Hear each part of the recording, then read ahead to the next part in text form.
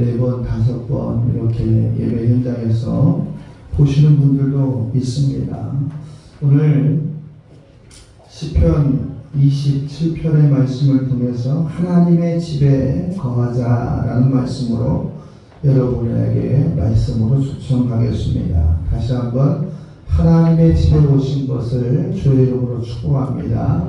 이 자리에 계신 여러분이 축복의 통로인 줄로 믿습니다.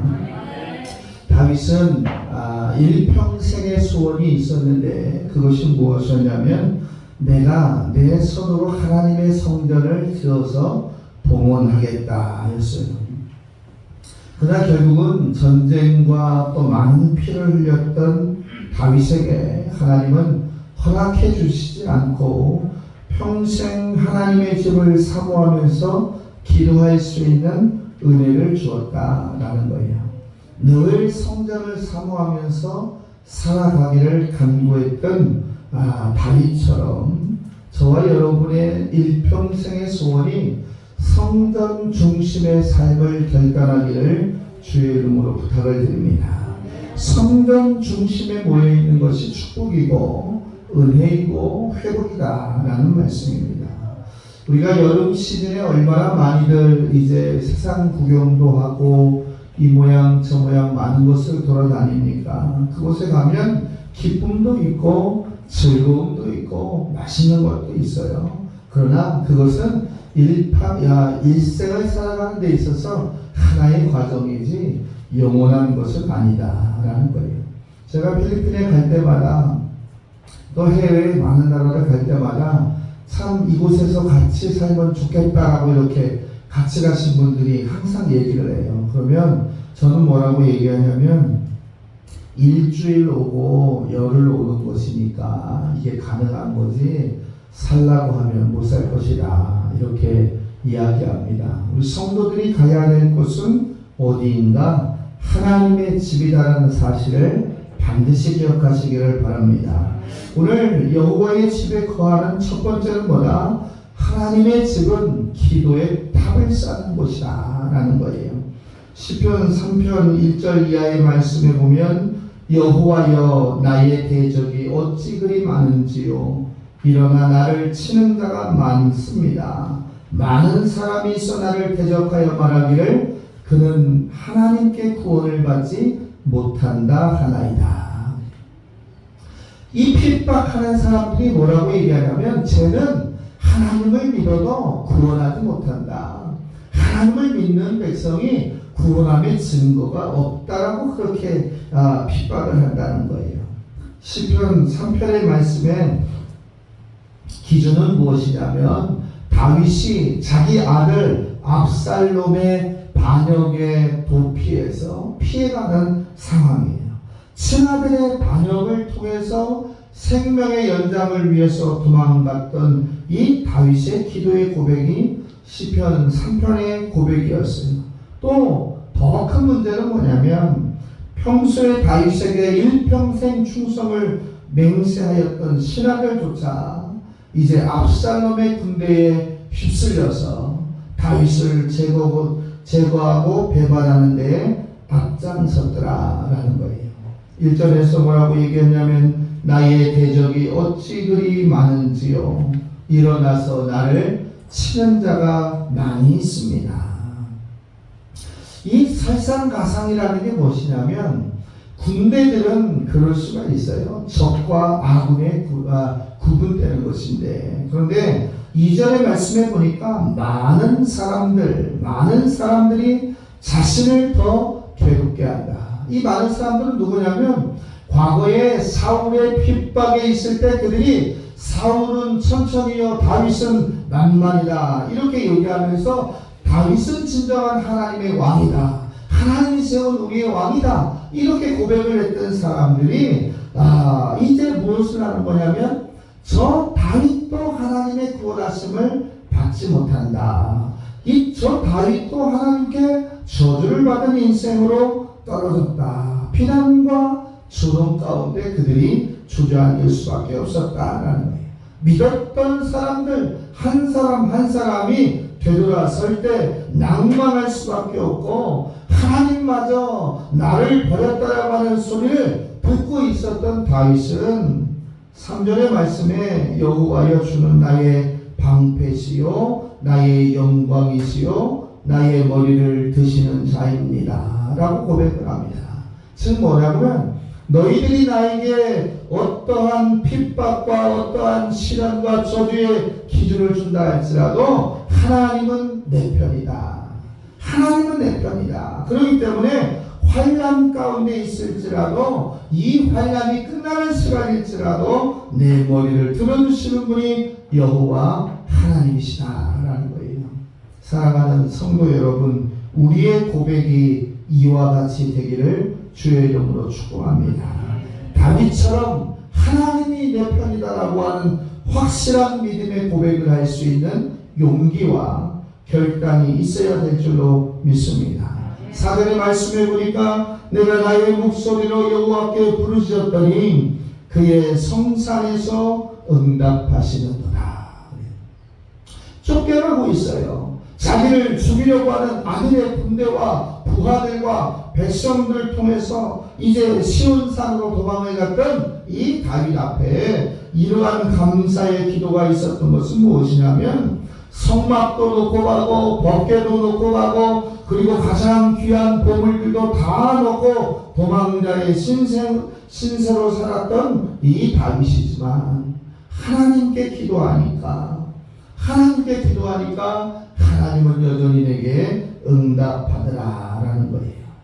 기도하면 반드시 응답한다라고 하는 확증의 체험을 가졌던 다윗은 군대를 두려워하지 않았고 많은 사람들을 두려워하지 않았습니다. 아무리 애를 써도 더 많은 난관들이 닥쳐오는 오늘 하루하루의 우리의 삶은 어떻습니까? 첩첩산중이 숨을 쉬지 못할 정도로 답답한 우리의 현실이 계속해서 우리를 압박하고 있는데 우리의 모습은 어떻습니까?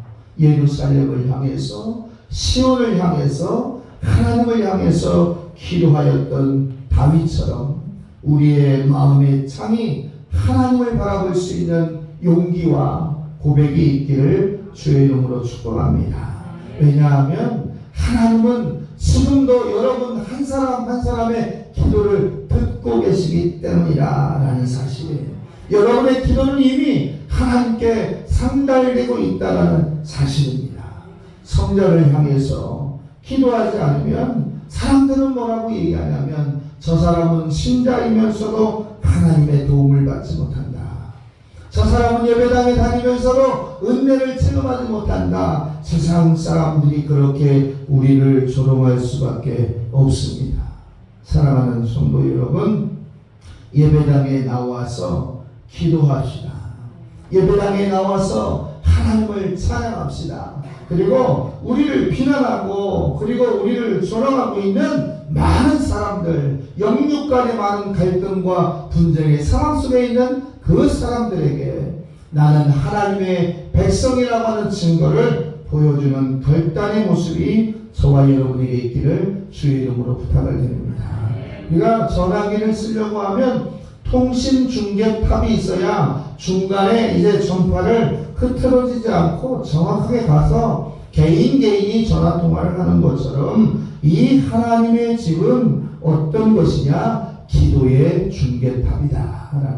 이미 듣고 계신 하나님께서 365일 우리에게 날마다 체험을 하시기를 원하시고 성도들이 그 응답의 현장에 있기를 원하신다는 사실을 기억하시기를 주의 이름으로 축복합니다. 지금 이 자리에 오신 저와 여러분 기도의 탑을 날마다 쌓으시기를 주의 이름으로 축복합니다. 또 두 번째는 뭐냐면 여호와의 집. 요즘 이야기로 하면 예배당은 지상교회와 성도들이 능력을 받는 곳이다. 그래요. 능력을 받는 곳이다. 시편 20편 1절 이하에 보면 환난 날에 여호와께서 내게 응답하시고 야곱의 하나님의 이름이 너를 높이 드시며 성소에서 너를 도와주시고 시온에서 너를 붙들어 주시며 내 모든 소재를 기억하시며 내 모든 번제를 받기를 원한다 그랬어요. 이 전투에 임하는 군대가 무엇으로 비축된 탄약과 장비를 갖고 가느냐에 대한 질문과도 같습니다. 오늘 우리 성도들은 어디서 영적인 충전을 할 것인가? 어디서 영적인 능력을 회복할 것인가? 예배당이라는 사실, 시온이라는 사실, 예루살렘이라는 사실을 저와 여러분은 반드시 기억해야 될 줄로 믿습니다. 오늘 여호와의 집, 야곱 하나님 성소 너를 도와주신다라고 하는, 너를 붙드신다고 하는 말은 흘려나가는 말이 아니라 증거의 말씀이다 라는 거예요. 적과 주고할지라도 두려워할 필요가 없다라는 거예요. 왜요? 하나님이 계시기 때문에 그렇습니다.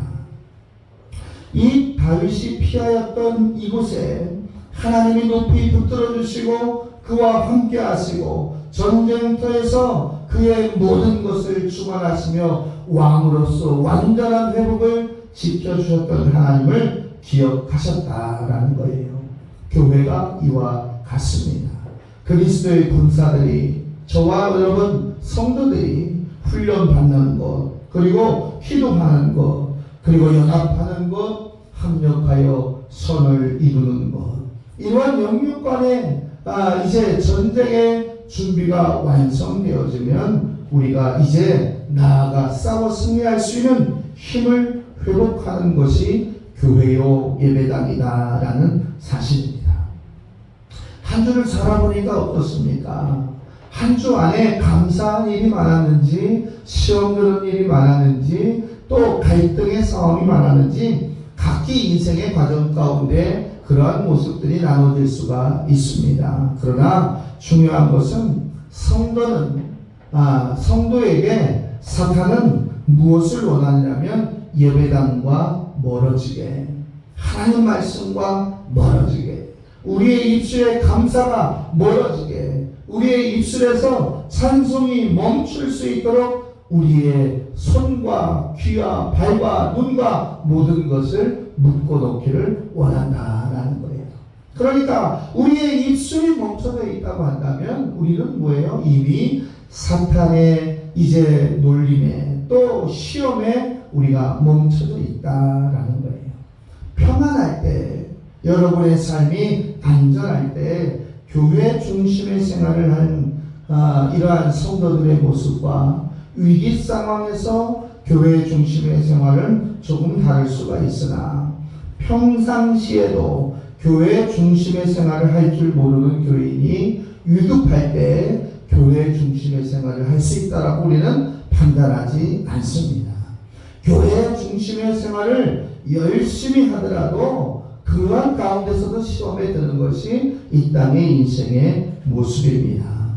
자녀의 교육이든 직장과 사업의 문제이든 축복의 문제이든 불영사업의 문제이든 여러분은 붙이는 모든 문제가 예배당으로 가지고 와서 예배당에서 해결을 받고 예배당을 통해서 회복을 선포하는 그러한 성전 중심의 신앙생활이 잘 되어져 있느냐, 잘 되어져 있지 않느냐에 따라서 여러분에게 하나님의 능력의 체험과 생명의 잔치의 축복권이 있다는 사실을 기억하면서 내가 영육간의 강건함을 갖고 살아가는 기준점은 교회다라는 사실을 기억하면서 정말로 지나가는 길 돌아가더라도 예배당에 와서 무릎을 꿇고 기도하고 혼자서라도 찬양을 하고 예배당에 와서 말씀을 보고 돌아갈 수 있는 여러분의 하루하루가 되시기를 주의 이름으로 축복합니다.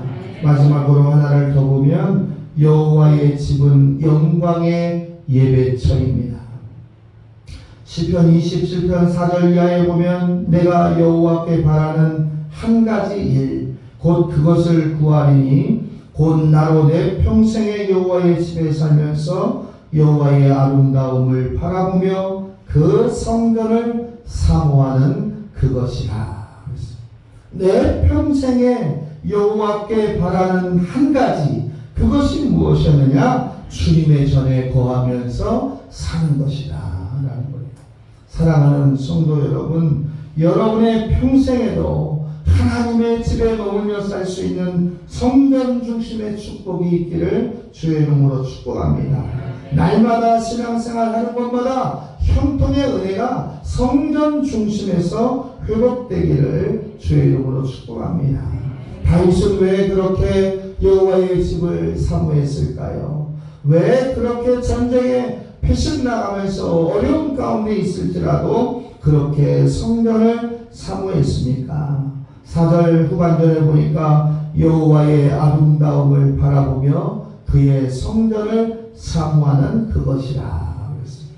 하나님의 영광을 만끽하고 싶다.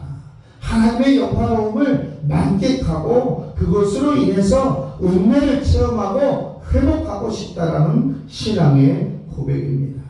환난 날에도 지켜주시고 숨겨주시는 도움, 그것을 어떻게 했다는 거예요? 이미 체험했다라는 거예요.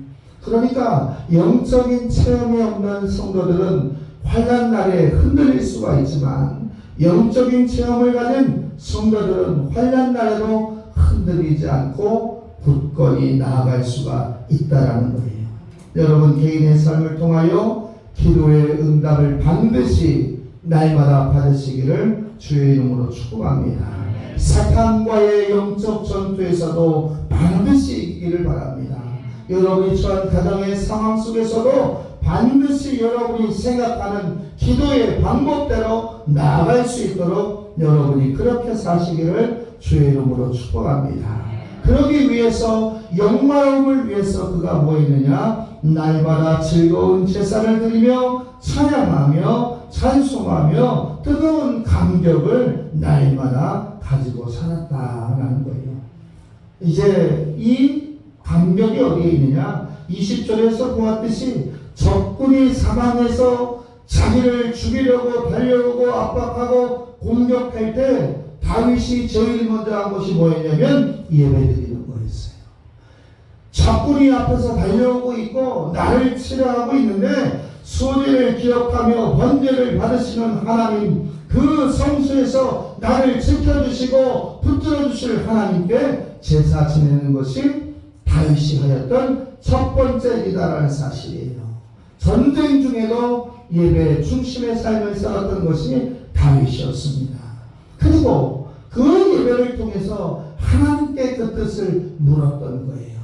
사랑하는 성도 여러분, 아무리 급한 일이 있다 할지라도 하나님께 먼저 예배하고 하나님께 먼저 물을 수 있는 용기와 기쁨이 있기를 주의 이름으로 축복합니다. 이 당당의 예배를 통하여 우리가 찬양과 회복이 날마다 넘쳐야 돼요. 자, 예배는 어디에 국한될까요? 지금 우리가 드리고 있는 이 공적인 예배가 예배의 전부일까요? 그렇지 않습니다. 성도 한 사람 한 사람의 삶이 예배가 되어야 될 줄로 믿습니다. 여러분이 예배당에 와서 건강하고 회복된 믿음을 가지고 있는 것처럼 세상에 나아가서도 여러분이 흩어진 교회로서 여러분이 교회의 역할을 감당해야 합니다. 또 예배를 돕는 손길은 어떻습니까? 때로는 청소로, 때로는 식사봉사로, 때로는 이제 강단의 꽃꽂이로, 또 때로는 차량 운행으로, 안내로, 이제 굳은 일을 맞이하면서 예배에 성도들이 참여하는 것을 조금이라도 편하게, 조금이라도 이제 협력하려고 노력하는 그 마음 중심에 이미 하나님의 은혜의 예배가 있다는 사실 또한 우리는 기억해야 됩니다. 그렇기 때문에 성도들은 말씀을 듣는 것으로 만족하지 말고 그 말씀을 듣고 배우고 행한 대로 살아갈 수 있는 용기가 그것이 완전한 예배다라는 사실을 기억하시기를 주의 이름으로 축복합니다. 말씀을 정리하겠습니다. 사랑하는 성도 여러분, 여호와의 집은 반드시 부르짖으면 응답하신다고 하는 축복이 하나님의 말씀에 있습니다. 365일 24시간 내내 연결되는 기도의 중계탑에 여러분이 머무시기를 축복합니다. 마귀와 어떤 시험을 가지고 도전하는 우리들이 여러분을 흔들려 할지라도 교회의 중심으로 똘똘 뭉쳐서 말씀 중심으로 똘똘 뭉쳐서 반드시 재충전할 수 있는 교회의 현장에 여러분이 발걸음이 날마다 멈춰 있기를 바랍니다. 교회가 편해지기 시작하면 수요 예배를 문을 닫고 금요 예배를 문을 닫고 새벽 기도회를 문을 닫게 됩니다. 우리가 주일 오전 예배 한 번만 가지고 우리가 승리할 수 있을까요? 그렇지 않습니다. 어림도 없습니다. 산길자를 찾는 대적들은 한 길로 왔다 일곱 길로 물러가는 권세를 가진 예배자를 통해서 그들이 피하는 줄로 믿습니다. 하나님의 말씀이 살아 움직여서 운동력 있고 우리의 권세와 능력이 될 수 있도록 여러분 한 사람 한 사람이 전인적 예배의 승리자가 되시기를 주의 이름으로 축복합니다. 교인이 되지 맙시다. 교인이 되지 말고 신자가 됩시다. 성도가 됩시다. 그리고 성도가 가야 될 현 주소가 어디에 있는지를 날마다 깨닫고 성도다운 삶을 통해서 하나님이 거하시는 축복의 통로에 날마다 머무를 수 있는 저와 여러분 되시기를 주의 이름으로 축복합니다. 기도하겠습니다. 거룩하신 아버지